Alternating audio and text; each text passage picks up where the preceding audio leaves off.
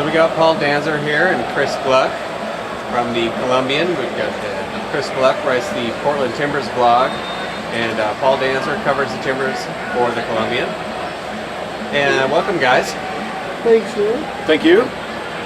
So it's mid-season, and we're here to talk about the Timbers, who are having a better season than a lot of people thought they might.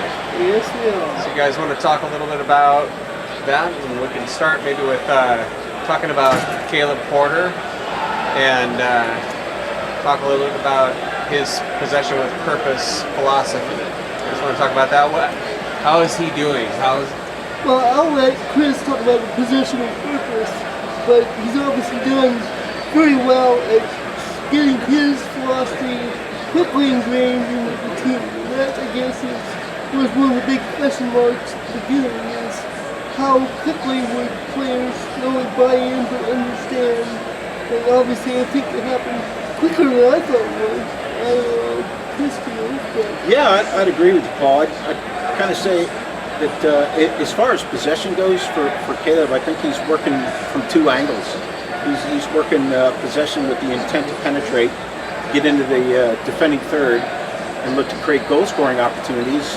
And as the game progresses, if they've got a better scoreline, then it's possession with the intent to possess, which is not necessarily in the defending third, but it could be throughout the middle of the pitch, moving forward, maybe just with a little bit less pace, a little bit less sense of urgency. That's kind of how I characterize it, is how Caleb's pushing forward with that. Yes, I think he even said a month or so in that the hard part was teaching the defensive responsibilities. The offensive part of his system is easy to sell. Everybody wants to fly forward and try to score, but you saw the New York game on Montreal's early games. They got behind, there was some confusion, but he corrected that pretty quickly. And that's why they were able to go in 15 games unbeaten. Yes, they're scoring a lot of goals compared to most of the rest of it, but it's the defense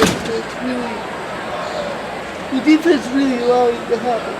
Yeah, and I think the first two games against New York and Montreal kind of really set the tone for how things were going to go after those two games.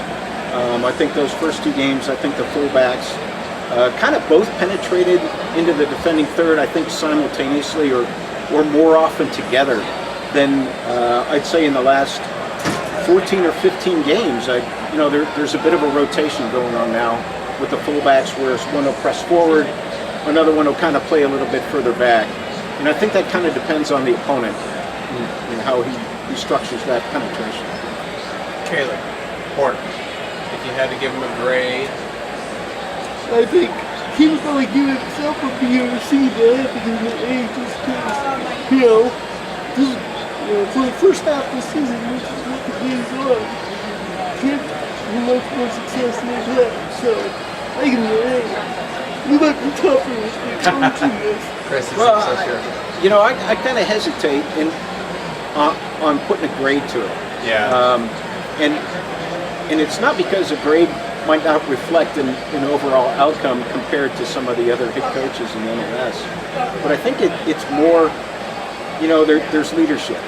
And as a head coach, leadership is the bottom line, and having the technical knowledge, the strategic knowledge about the game itself. And he has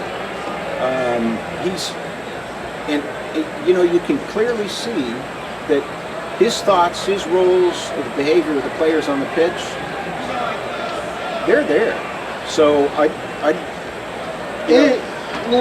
you see it in the way that they play often better, more effective in the second half, which means he's making adjustments or he's setting things up, and the players understand it well enough to execute as the game progresses. And that's not every coach can be as successful.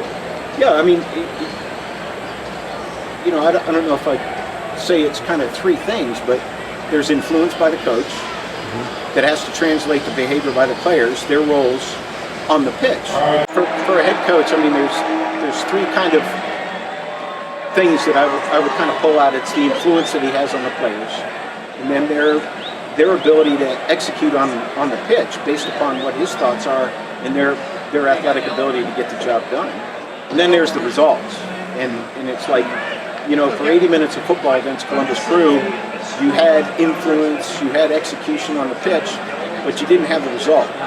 That's not to say that that's a bad thing. That's just kind of talks to, you know, that's what you want on the pitch. And if you get the result, you get the result. If you don't, learn from it. I think Caleb's probably said that time and time again. Keep the highs low and the lows high. So